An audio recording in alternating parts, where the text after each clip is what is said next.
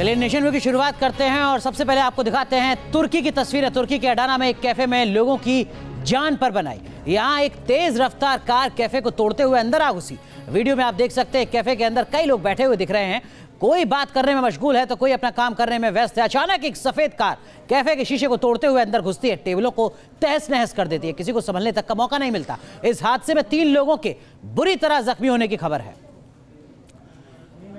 उधर मदुरै से एक दर्दनाक हादसे की तस्वीर सामने आई है। एक तेज रफ्तार बस जा रही थी, तभी दूसरे रास्ते से एक बाइक आई और बस से टकरा गई। बाइक में 3 लोग सवार थे और जितना भीषण हादसा हुआ था उससे बड़े नुकसान की आशंका थी, लेकिन गनीमत यह रही कि तीनों बाइक सवार की जान बच गई। हालांकि हादसे में उन्हें गंभीर चोट आई है। उधर नॉर्वे में एक पैराट्रूपर ने 20 माले की इमारत से छलांग लगाई, लेकिन उसके साथ हादसा हो गया। वो जैसे ही नीचे उतरने की कोशिश करने लगा, तेज हवा के झोंके से बैलेंस बिगड़ गया। लैंडिंग के समय वो जमीन पर बुरी तरीके से गिर गया। उसके दोनों पैर बुरी तरीके से जख्मी हो गए। पैराट्रूपर अमेरिका का रहने वाला है। इस घटना के बाद प्रशासन ने इस बिल्डिंग से स्टंट करने पर रोक लगा दी है। जम्मू कश्मीर के शोपियां में दहशतगर्दों ने अपनी कायरता का सबूत एक बार फिर दे दिया। इन गद्दारों ने पीठ पर वार किया। ऑपरेशन ऑल आउट से घबराए आतंकियों ने स्पेशल पुलिस के 3 जवानों की हत्या कर दी।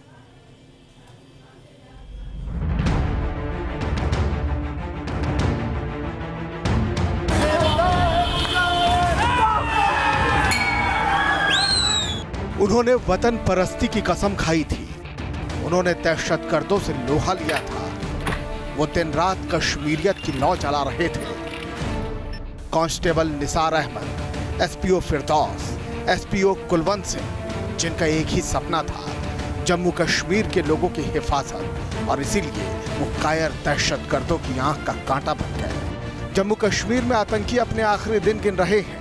ऑपरेशन ऑल आउट ने उन्हें सिर छिपाने को मजबूर कर दिया है, तो अब वो खेल रहे हैं दहशत का खेल। हिंद के शूरवीरों से आमने सामने लोहा लेने की हिम्मत नहीं, तो ये गद्दार पीठ पर वार कर रहे हैं। जम्मू कश्मीर के शोपियां में आतंकियों ने 2 एसपीओ और 1 कांस्टेबल को अगवा कर लिया और फिर उन्हें गोली मार दी।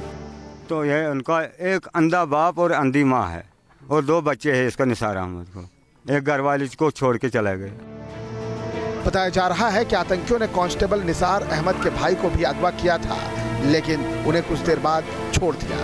निसार की शहादत की खबर सामने आने के बाद परिवार गम में डूबा है। पुलिस के मुताबिक आतंकी इन सभी को अगवा कर जंगल की ओर ले गए। गांव के लोगों ने उनका पीछा किया और आतंकियों की ज्यादती का विरोध किया, लेकिन खून खराबे पर आमादा दहशतगर्दों ने हवा में फायरिंग कर गाँव वालों को भगा दिया और चंद घंटों में ही इनकी शहादत की खबर आई। बहुत ही अनफॉर्चुनेट इंसिडेंट है and it's a cowardice act. कानून के दायरे में जो भी होता है that action we will take. इसमें कोई शक नहीं कि ऑपरेशन ऑल आउट ने आतंकियों के लिए भागने की जमीन तंग कर दी है, तो आतंकी अब लोगों को डराने में जुट गए हैं। कभी पंचायत भवन को आग लगाई जा रही है, कभी वतन परस्त कश्मीरियों को धमकी दी जा रही है, लेकिन दहशतगर्द शायद ये नहीं जानते कि उनकी दाल अब गलने वाली नहीं। शोपिया से कयूम खान के साथ टीम न्यूज नेशन। पुलिस के 3 जवानों की हत्या के तार हिजबुल कमांडर रियाज नायकू से जुड़े हुए हैं, क्योंकि उसी ने पुलिस वालों को सरकारी नौकरी छोड़ने की धमकी दी थी।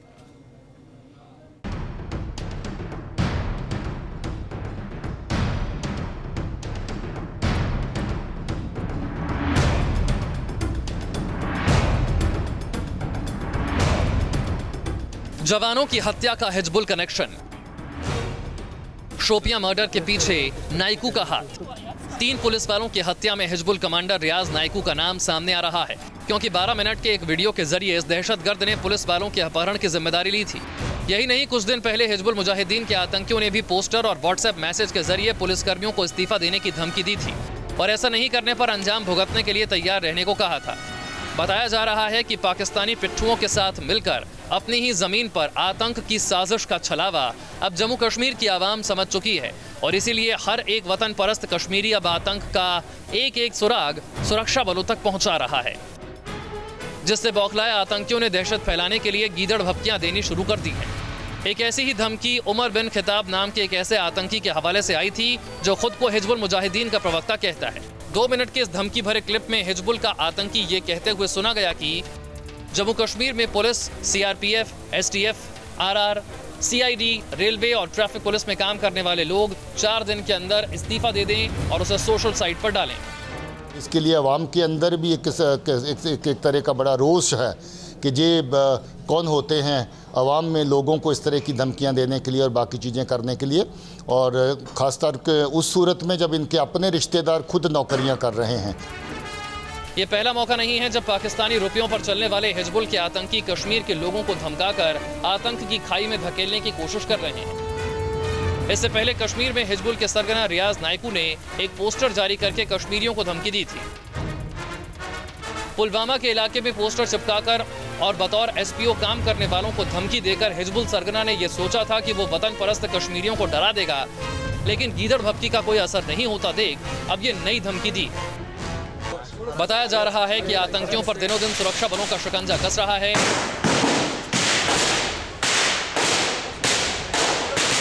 घाटी में सर्दियों के साथ आतंकियों की मुसीबत और बढ़ने वाली है। इससे पहले आतंकी कश्मीरियों को डरा धमकाकर अपनी जमीन बचाने की नाकाम कोशिश कर रहे हैं।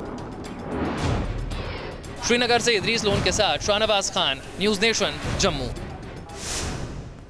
जम्मू कश्मीर को सुलगाने वाले आतंकी पाकिस्तान के पैसे पर पल रहे हैं। वो पाकिस्तान ही है जो जम्मू कश्मीर में अलगाववाद की आग भड़का रहा है। पाकिस्तान में सरकार बदली तो लगा कि शायद उसकी नीति भी बदल जाएगी, लेकिन ना नापाक नीति बदली और ना नियत। तो यूएनजीए में पाकिस्तान के विदेश मंत्री से मुलाकात के फैसले पर हिंदुस्तान को दोबारा सोचना पड़ गया और 24 घंटे में ही मुलाकात रद्द कर दी गई।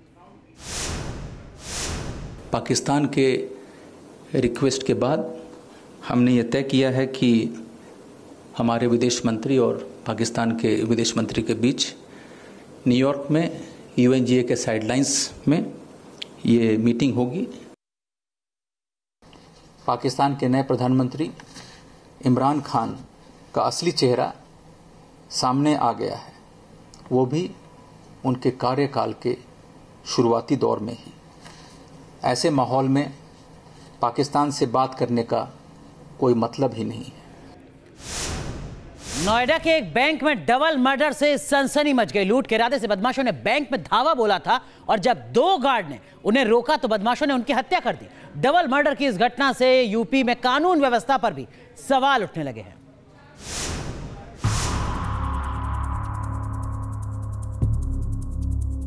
यूपी के हाईटेक शहर और राजधानी दिल्ली से सटे नोएडा में बदमाशों ने ऐसी वारदात को अंजाम दिया कि लोग सन्न रह गए।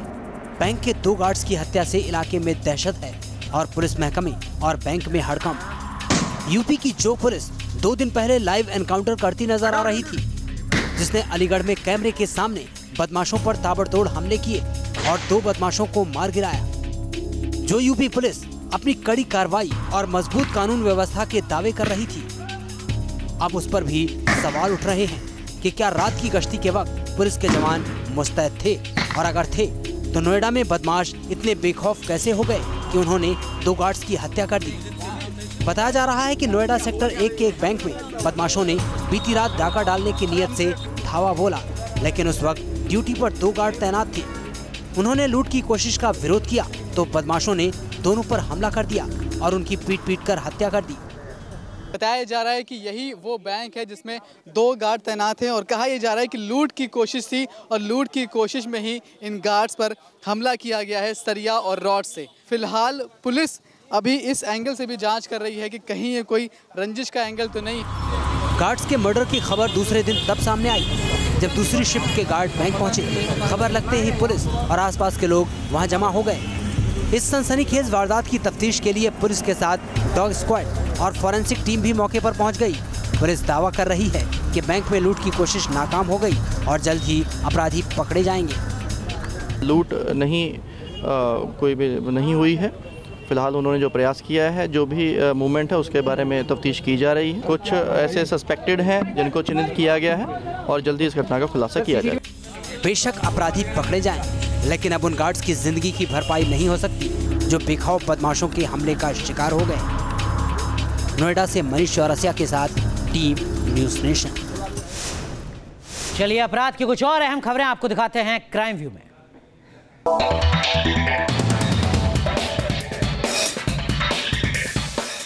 राजस्थान के बीवर में एक शख्स ने ट्रक ड्राइवर को बुरी तरह पीटा। पीड़ित गुहार लगाता रहा, लेकिन आरोपी नहीं माना और लगातार डंडों से की पिटाई। वीडियो वायरल होने के बाद पुलिस ने आरोपी को किया गिरफ्तार। एमपी के आगर मालवा में एक शातिर ने रेस्टोरेंट से चुराया मोबाइल। भीड़ भाड़ के बीच शातिर युवक ने चुपके से मोबाइल पर हाथ साफ किया। सीसीटीवी में कैद तस्वीरों से पकड़ी गई चोरी। झांसी में बेखौफ दबंगों का कहर। एक बुजुर्ग और युवक की जमकर पिटाई की। पुलिस के सामने हुई हाथापाई और मारपीट। बीच बचाव के लिए दारोगा को निकालनी पड़ी पिस्तौल। रुड़की में मामूली बात पर दो पक्षों में हिंसक झड़प, पथराव और फायरिंग में अनुसूचित जाति के लड़के की मौत। गंभीर रूप से जख्मी 3 लोग अस्पताल में भर्ती। गुस्साए लोगों ने थाने के बाहर किया हंगामा। यूपी के हरदोई में महिला की गोली मारकर हत्या। हत्यारों ने पहचान मिटाने के लिए शव को तेजाब से जलाया। आरोपियों की तलाश में जुटी पुलिस। और अब बात ओडिशा में आफत के अलर्ट की। चक्रवाती तूफान डे के असर से ओडिशा के कई हिस्सों में मूसलाधार बारिश हो रही है, तो कई जगह तेज हवाएं कहर बरपा रही है। पश्चिम दिशा की ओर से बढ़ता तूफान ओडिशा और आंध्र प्रदेश के बड़े इलाके में खतरे की दस्तक दे रहा है। सड़कों पर उमड़ा सैलाब देखिए। देखिए गलियों में कैसे उतर आया है दरिया। ये ओडिशा पर टूटा चक्रवात डे का कहर है, जिससे बढ़ गई है जिंदगी की परेशानी और ओडिशा हो गया है पानी पानी। चक्रवाती तूफान के असर से कई जिलों में भारी बारिश हो रही है। इतनी बारिश कि खेत खलिहानों से लेकर मैदान और मकान तक सब जलमग्न हो रहे हैं। मलकानगिरी में तो तूफान ने कहर बरपा दिया है। तूफान और भारी बारिश से यहाँ हालात बदतर हो गए हैं। घरों और सड़कों पर लबालब पानी भर गया है और कई गाँव में बाढ़ के हालात नजर आ रहे हैं। भारी बारिश के बीच कोरापुट के कोलाब डैम से लगातार पानी छोड़ा जा रहा है, जिसकी वजह से कई इलाकों में पानी भर गया है। कई जगहों का संपर्क आपस में टूट चुका है। डैम से लगातार पानी छोड़ने से लोगों में दहशत का माहौल है। बताया जा रहा है कि चक्रवाती तूफान डे बंगाल की खाड़ी से 23 किलोमीटर प्रति घंटे की रफ्तार से चला, लेकिन इसके असर से ओडिशा तट पर कई जगह 70 किलोमीटर की रफ्तार से हवाएं चली और फिर होने लगी मूसलाधार बारिश। रायगढ़, गंजम और कालाहांडी समेत कई जिलों में तूफान के असर से इतनी बारिश हुई कि पूरा इलाका बेहाल हो उठा। कई अस्पतालों तक में पानी भर गया। भारी बारिश से सड़कों और कई जगह रेलवे ट्रैक पर भी पानी भर गया और आवाजाही बुरी तरह प्रभावित हुई। मौसम विभाग के मुताबिक ये तूफान दक्षिण ओडिशा को पार कर गया है और पश्चिम उत्तर और पश्चिम दिशा की ओर बढ़ रहा है।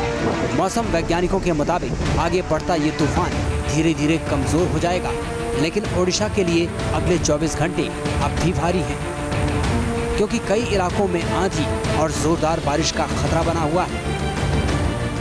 Team news nation. चलिए बात करते हैं मध्य प्रदेश की। मध्य प्रदेश के छतरपुर में एक बुजुर्ग सैलाब में फंस गए। ये शख्स अपने पशुओं के लिए चारे की तलाश में निकला था। वो ईशानगर इलाके में धसान नदी के किनारे पहुंचा, तभी डैम के दरवाजे खोल दिए गए। नदी का जल स्तर अचानक बढ़ने लगा और ये शख्स उफनती लहरों में फंस गया। जान बचाने के लिए उन्होंने एक चट्टान का सहारा भी लिया। इसके बाद पुलिस को सूचना दी गई। बुजुर्ग को बचाने के लिए रेस्क्यू ऑपरेशन शुरू किया गया और कई घंटों की मशक्कत के बाद इस शख्स को सुरक्षित निकाल लिया गया।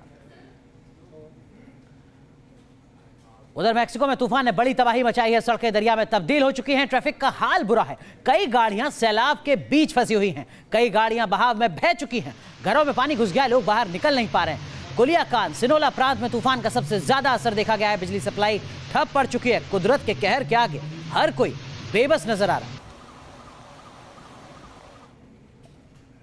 SC/ST एक्ट को लेकर बीजेपी की मुसीबत कम होती नहीं दिख रही है। केंद्र सरकार ने सुप्रीम कोर्ट का फैसला पलटकर यह कानून तो बना दिया, लेकिन मामले में जांच से पहले गिरफ्तारी हो सकती है। लेकिन बीजेपी सियासी पेच में अब फंस चुकी है और अब मध्य प्रदेश के मुख्यमंत्री शिवराज सिंह चौहान बिना जांच गिरफ्तारी पर सवाल उठा रहे हैं, तो बीजेपी सांसद उदित राज भी इस पर सवाल उठाने लगे।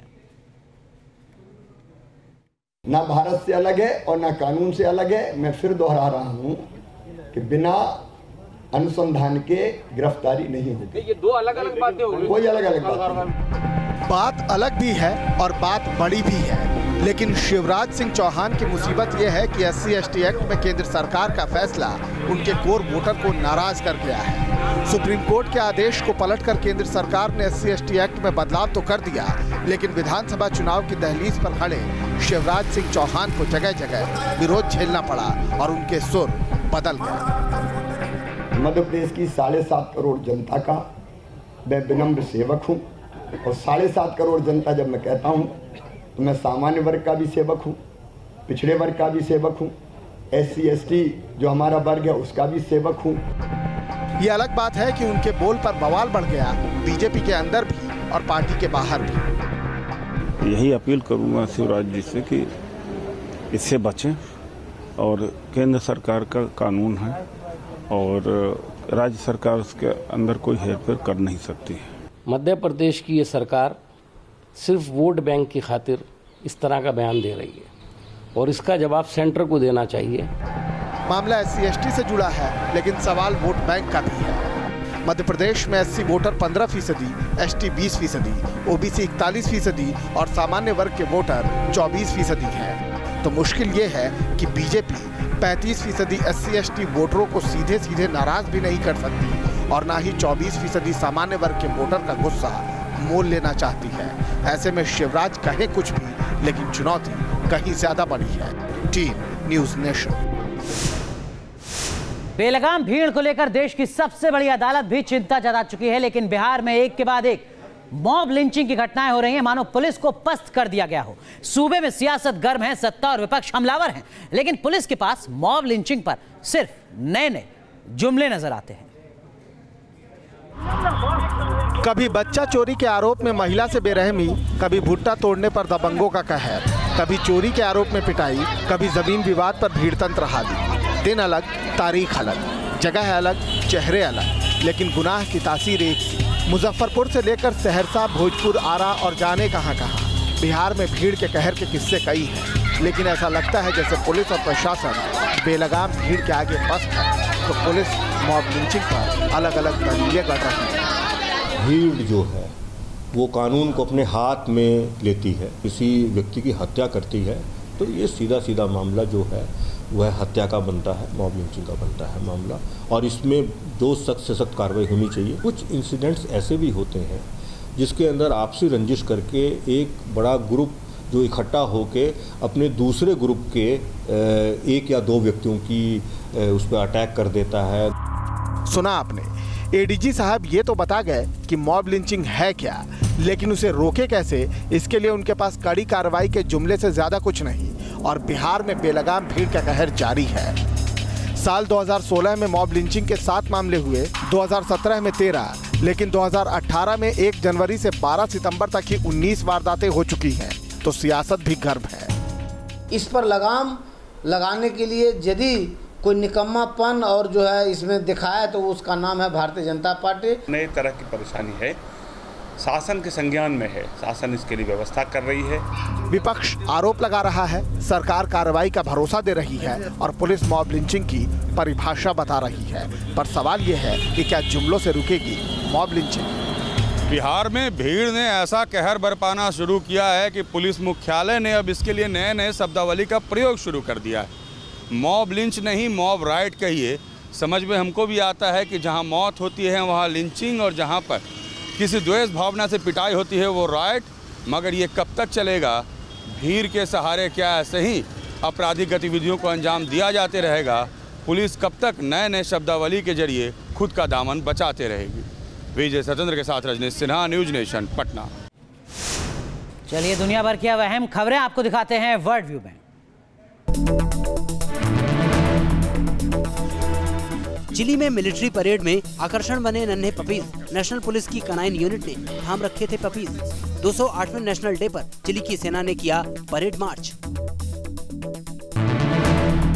नहीं रहे वियतनाम के राष्ट्रपति ट्रान दाई क्वांग, गंभीर बीमारी के चलते हुआ निधन। 61 साल के थे ट्रान दाई क्वांग।